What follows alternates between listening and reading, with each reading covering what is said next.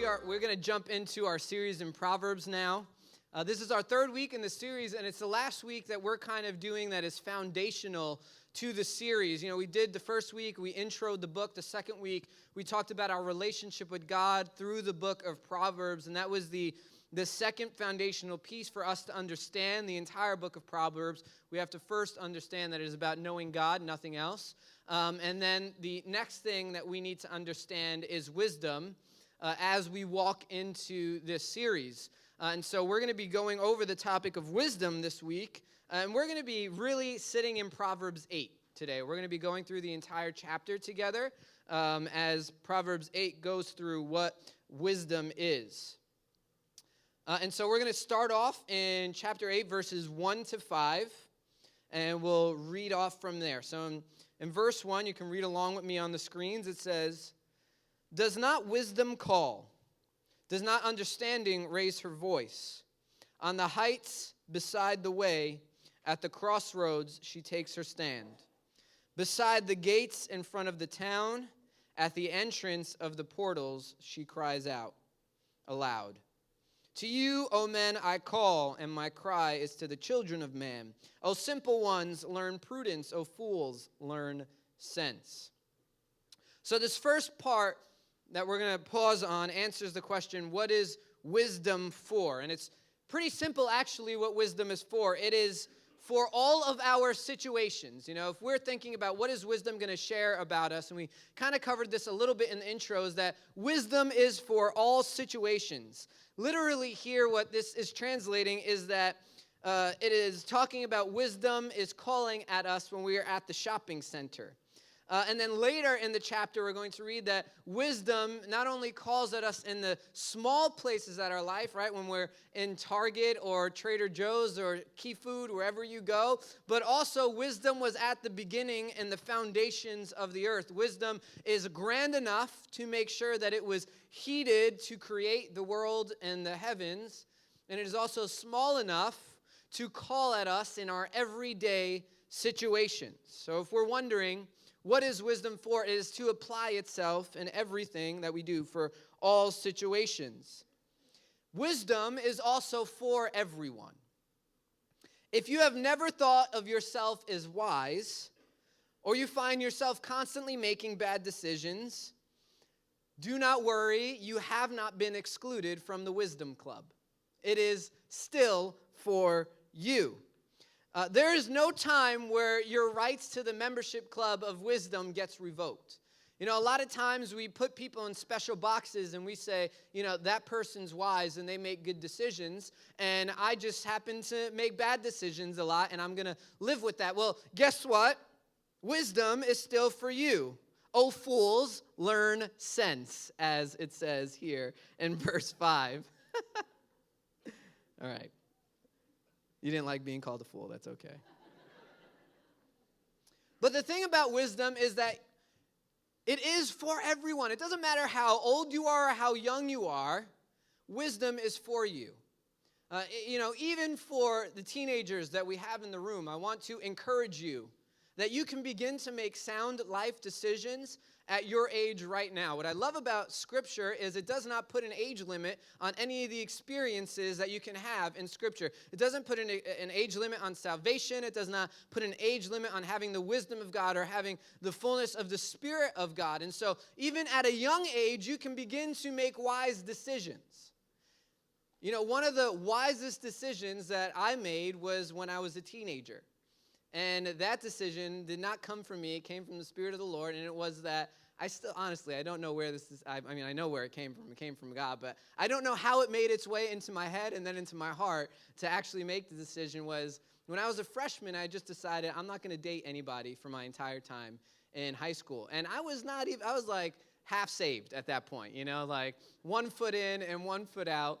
But it saved me from a lot of the heartache and a lot of decision-making that my friends were making around them that they lived with for the rest of their life. A lot of times we make decisions when we're younger that we open doors to things that we spend the rest of our life trying to close those doors. And so I want to encourage the teenagers, the young people in the room right now, don't feel like you are too young to start applying the word that you're going to be hearing. Don't feel like you're too young to experience the goodness of God and the wisdom that he has for you, because you can begin to apply that now in your life, and you will see the fruit of that when you get older in your later days. If you feel like, again, that wisdom has been rejecting you in your past, well, guess what?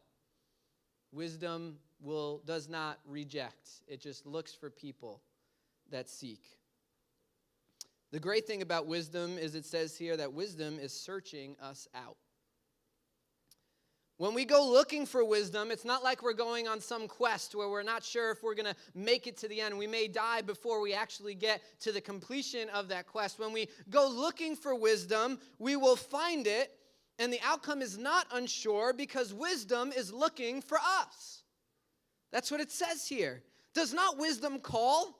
Does she not raise her voice? To you, O men, I call, and my cry is to the children of man. Wisdom is searching us out. When we go looking for wisdom, we meet it. It is calling to us. It is crying out loud. Wisdom is not some elite club that only a few people get to be a part of. Wisdom is for all people in all situations, and it is literally searching us out. The other thing about wisdom that we begin to learn from chapter 8 in Proverbs is that morality is wisdom's other half. So we're going to read verses 6 to 13. It says, "Hear, for I will speak noble things," wisdom speaking, "and from my lips will come what is right. For my mouth will utter truth. Wickedness is an abomination to my lips. All the words of my mouth are righteous. There is nothing twisted or crooked in them.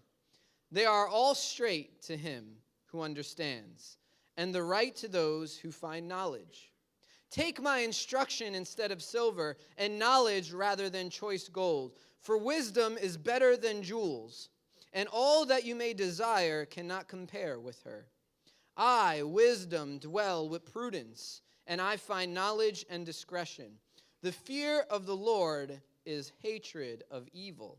Pride and arrogance are the way of evil, and perverted speech I hate." So the thing about wisdom that we have to understand is that true wisdom will always live with righteousness. Now, when we talked in our intro that sometimes prosperity and wisdom will travel a long way together. A lot of times when you make good choices, you will see that kind of worldly success that people will walk with. But at some point, they make a departure from each other. Sometimes making more money and making wise choices will not travel the same path. And when that happens, what is still traveling the same path with wisdom is righteousness. They never divulge from the same path together. In fact, they go hand in hand. One is the flip side of the coin of the other.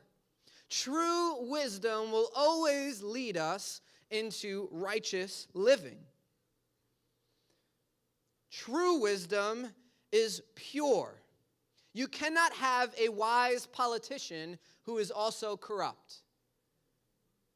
See, let me say that again. You cannot have a wise politician who is also corrupt.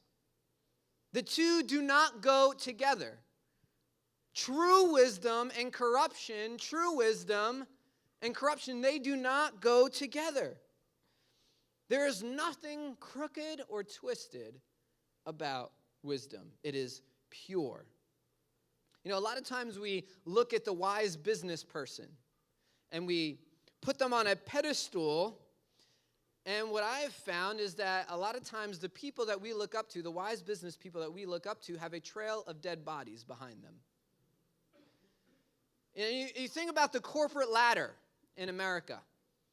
And really, the ladder is runged with people's heads because you have to step a lot of times on other people in order to make it to the next place.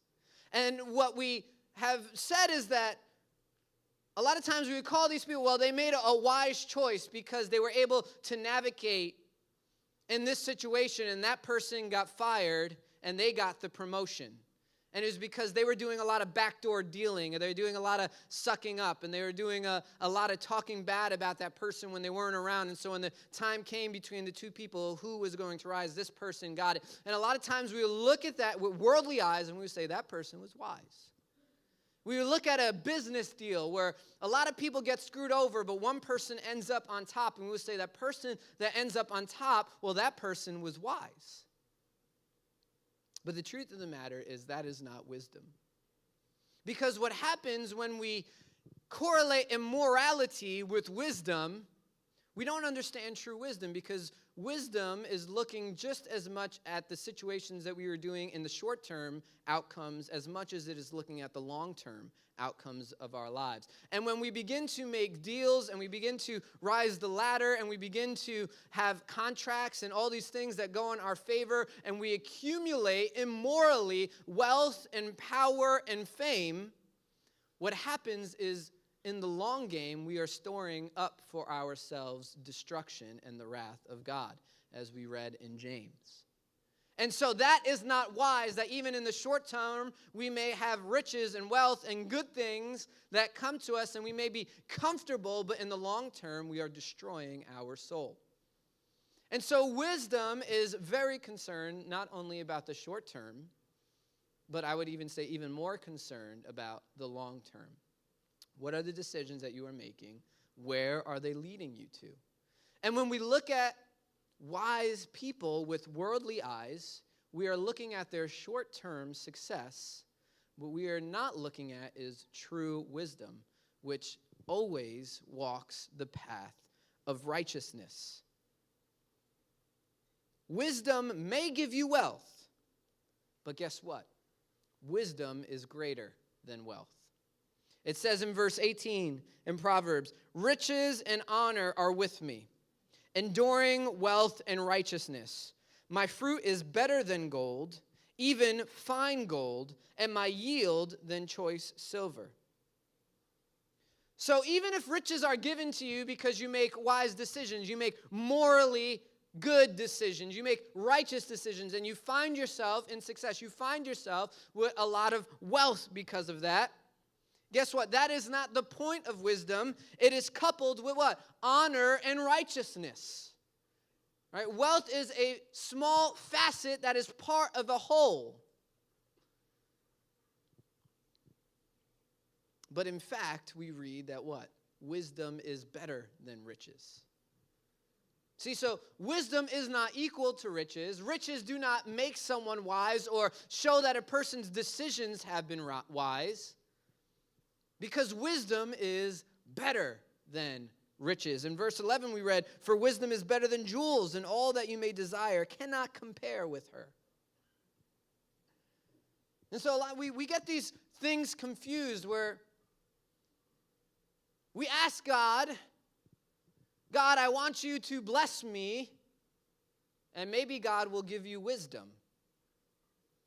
But we say, well, God, I was really looking for wealth. But we have to understand that when God gives us wisdom, what he is giving us is something that is better than wealth. And we will continue to allow this thought to unfold today of why is wisdom better than wealth? Why is it better than the riches of the world? Why is it better than choice silver and gold? Because of where wisdom leads us. What we have already understood is that wisdom, walking in wisdom, means walking in closeness with God. I can tell you, I'm still young, but I've been fortunate enough to experience both those things, having a lot of money and having a lot of God. And I can tell you that when I weigh both of those things, having a lot of God is 1,000,000,000 times better than having a lot of money. There is actually no comparison. In my head, there's no thought. If I am asked, Justin, what would you rather be stripped of? Would you rather be stripped of all your possessions, all your worldly goods? Will your bank accounts all go to zero, but you still have your faith? Or you can leave your faith and I will add $10 million to every bank account that you have, but you cannot have your faith anymore. That is actually a no-brainer for me. I would much rather have my closeness with God than I would any riches or wealth. And sometimes, unfortunately, wisdom learns from others, but sometimes we don't learn from others, and we have to experience that for yourself. But I want us to learn during this process over the next few months as we dive into this book. The hope is that we can learn and say, you know what? If Scripture is saying this is true, other people that have been in these scenarios are saying this is true, then this must be true. And the reason why I'm saying this is because a lot of times we spend our prayer life worrying about our riches, our gold, and our silver, and not worrying about our closeness with God. And so what happens is our heart and our mouth is showing what is truly in our heart. And what we're telling God is, I only want you for your things. I don't want you for who you are. And so what God is saying to us is, what I am offering you is way better than the things that I have. And the things that you want from me, if you think that the best I can give you is wealth, then you do not know who I am, and you have not experienced what I offer. I can tell you that living righteously is something that wisdom offers. And you know what that does? What we read last week is the ability to be able to sleep at night with a clear conscience. You can't put a price on that. Now, I'm telling you, I've met so many wealthy people that cannot sleep at night because they are consumed with losing their wealth. And then I've met people that can't sleep at night, and it has nothing to do with wealth. It has to do with the immoral decisions that they have made during the day. Wisdom gives us the ability to live righteously. It gives us the ability to live in obedience to God and to go to the places that He is calling. But also, wisdom gives eternal blessing and reward. It says in verse 20, I walk in the way of righteousness, in the paths of justice, granting an inheritance to those who love me and filling their treasures. The inheritance of God is for those who walk with wisdom. The inheritance of God is for those who walk with wisdom. Those who walk in godliness, who turn away from evil, and who live in His righteousness, receive the inheritance of God. Who Jesus, who is the firstborn, received the inheritance as the firstborn, and then shares His inheritance with all of His brothers and sisters, which is eternal living with God the Father in heaven. An imperishable reward that no one can take away from us. When we walk in wisdom, we are receiving the inheritance that God has for me. You cannot be a wise person and an immoral person. They do not go together. The two cannot live in the same home. They can't live in the same place. They can't make decisions with one another.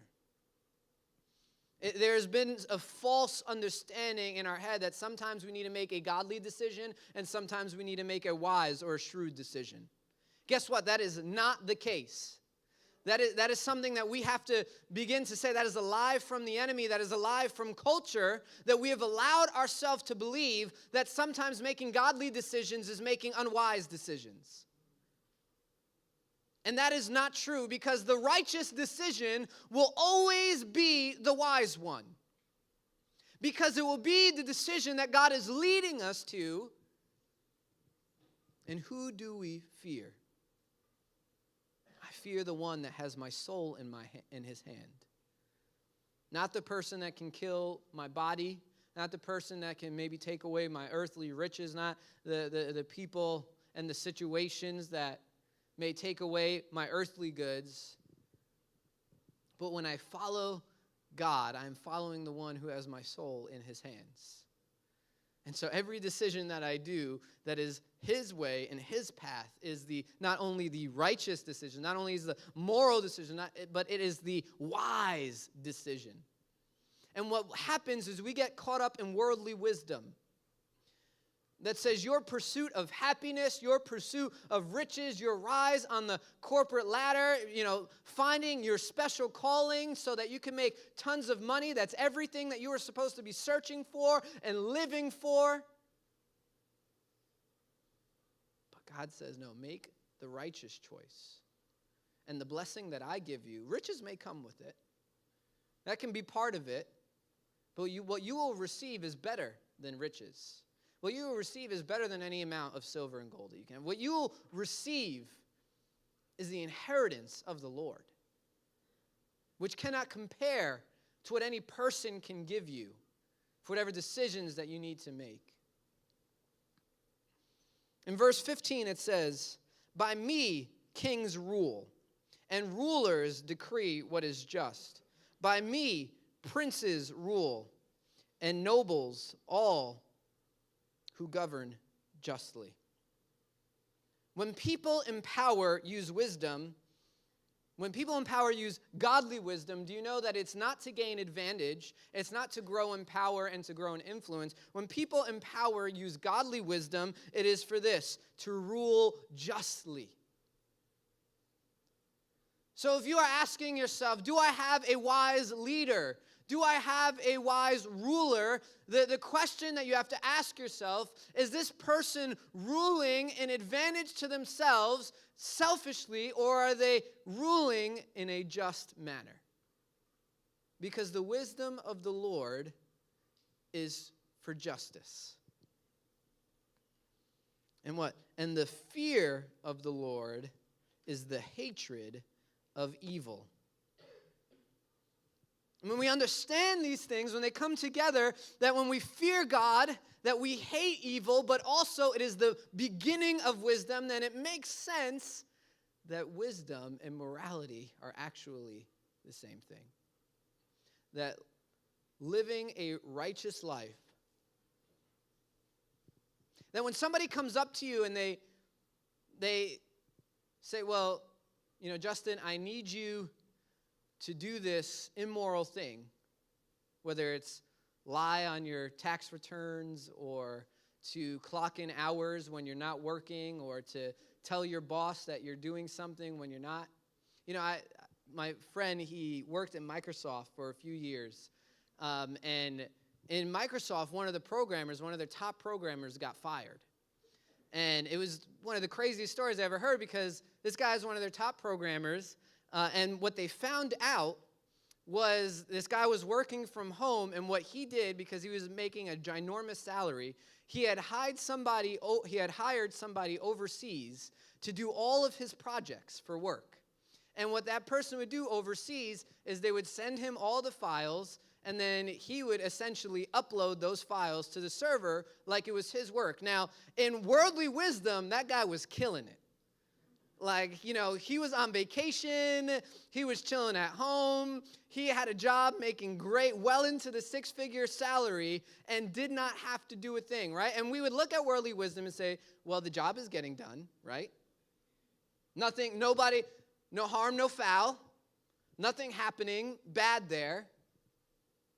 But that is not godly wisdom. So what happened, how they found out, was the guy got a little lazy and he allowed the person that he hired overseas to just begin directly uploading it to the server. And what happened was the security team at Microsoft obviously is very good, and they realized, why is there a port opening every time to Asia whenever we receive this guy's files? And so they started digging into it a little bit more, and when they figured out what was going on, what happened? He got fired. Right? What we thought, maybe that guy was at a barbecue and he's, drinking his beer and flipping a burger, and he's telling his friends, you guys won't believe what I'm getting away with right now. I hired this guy to do my work. I don't have to do anything. I'm just chilling during the day. I take my car out. I'm at the beach. I'm going on vacations. nobody's the wiser. Everybody is around that table singing, oh man, this guy's killing it. I wish I was him. I wish I thought of that. I wish I was able to do that at my job. I have to actually go to work and work. Like, who would have thought about doing something like that? My goodness, right? And that is worldly wisdom at play, thinking, wow, that guy is, I want to be that guy. And I'll be honest. I thought, like, man, would I do that? You know, if I could, when I heard that story, I was like, that was a crazy story. But then what happens? He gets found out, and he gets fired. But was he wrong because he got fired? No, he wasn't. And that's the difference between godly wisdom. Whether somebody finds out you do something or not doesn't make your choice wise or not. That is looking at the wrong barometer for what wisdom is. It is what is righteous before the eyes of God, who sees and knows all in our hearts and our secrets. That is what makes a wise decision. That even if my secrets never come to fruition, that nobody ever finds out about who I am and what I do, even if the darkest things never come out and I stay. I was talking to my family yesterday because my dad just did that 23andMe thing. And, you know, we were just talking about this crazy phenomenon. You know, my dad found out he had a first cousin that he never knew about. And first cousin is pretty close. You know, like that means somebody was doing something naughty that nobody knew about. And one of my friends have recently told me that they found out that they had a half-brother, that their father had a secret family on the side that they found out through, I forget if it was one of the other ones. And you'd think, right, even if nobody finds out, right, we can live these secret lives, right? This person that gave my dad his first cousin is long gone, right? This will never affect this person's life. And even if that is us, we have to ask ourselves, even in the secret things that I do I consider the wisdom of God? Do I consider his righteousness, his eye? Because even the secret places, those are the places God looks at. In the heart of men and women, that is where God is looking to see what is the true desires of our heart. And wisdom will go to the secret places. And it will begin to change our decision-making at the very root of who we are and the decisions that we make. And wisdom here in chapter 8 culminates to this understanding in verse 22 to 31. It says this: "The Lord possessed me," or wisdom, "at the beginning of his work, the first of his acts of old," talking about creation. "Ages ago I was set up at the first, before the beginning of the earth. When there were no depths, I was brought forth. When there were no springs abounding with water. Before the mountains had been shaped, before the hills I was brought forth. Before he had made the earth with its fields, or the first of the dust of the world. When he established the heavens, I was there. When he drew a circle on the face of the deep. When he made firm the skies above. When he established the foundations of the deep. When he assigned to the sea its limits, so that the waters might not transgress his command. When he marked out the foundations of the earth, then I was beside him, like a master workman. And I was daily his delight, rejoicing before him always, rejoicing in his inhabited world, and delighting in the children of man." What we see here, and what I love, is that we see a shadow of Christ. So that when we understand that finding true wisdom is really like finding Christ. In Colossians 1:15, I want to read this with you because you're going to see a lot of parallels to what we just read. It says that, talking about Christ, "He is the image of the invisible God, the firstborn of all creation. For by him all things were created in heaven and on earth, visible and invisible. Whether thrones or dominions or rulers or authorities, all things were created through him and for him. And he is before all things, and in him all things hold together." This is why wisdom is just. It is why wisdom is righteous. It is why it is a hater of evil. It is why it holds together creation in its grandness, yet cares about how we treat people when we go shopping in its minutia. Because when we find wisdom, we are finding Christ. And when we find Christ, we are finding wisdom. That what happens is true wisdom, true righteousness, when we find it, begins to shape and change our heart. So that the things that we thought once were wise become foolish. And the things that we thought were foolish may become wise. Like being honest with somebody in a loving way without gossiping about them. That many times in our life may sound foolish, may even sound foolish to us now if we hate conflict. But the wise choice, the righteous choice, the moral choice is to go talk to the person who offends you. We talked about that in membership class today. Because that is what grows love between people. When we find wisdom in everything that we're talking about, from the very small things in our life to the very grand things of creation, we are finding Christ in all his beauty. We are finding his justice. We are finding his righteousness. We are finding his holiness. And as we find those things, they are transforming our heart to change our decision making. That there are things that we don't do anymore because those are not wise for us to participate in. There are people we no longer hang out with anymore because it's not wise for us to be around that person. There are places that we don't go anymore, which we used to think this is the best, this is how I relax, this is how I unwind, this is how I be who I need to be, where we don't do that anymore because we find that it is the unwise thing for our life. Whereas before it would have been foolish in our life to do these things. Now we are finding it is the wisest thing that we can do. Christ shapes our eternity.